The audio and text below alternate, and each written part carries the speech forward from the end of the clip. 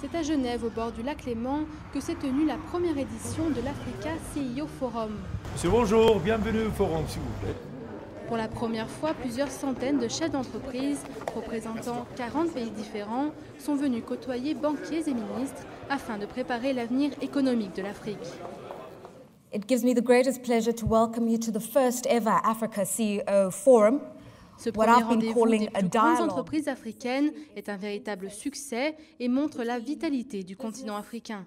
Dans une économie mondiale en crise, l'Afrique montre qu'elle peut devenir un relais de la croissance. Ce n'est pas dans la demande des pays développés, des pays de l'OCDE, de l'Europe, pas même tout à fait de l'Amérique du Nord, que nous allons trouver les ressources pour un rebond mondial.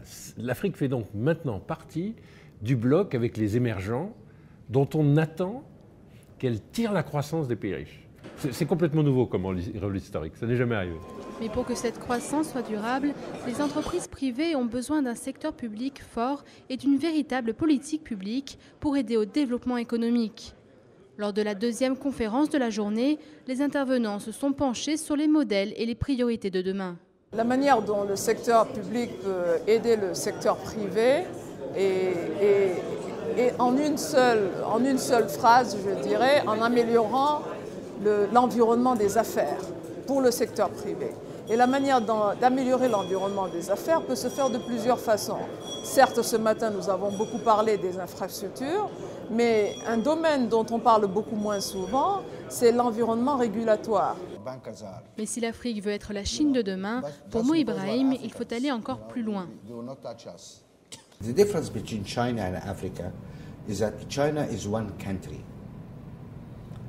The problem with Africa, it is 54 countries with borders between them, with different laws, with different customs, tariffs,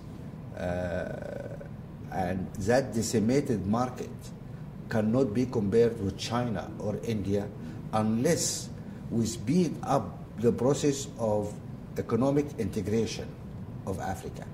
That is a must. Africa must achieve economic integration. That is a must, that's not a choice.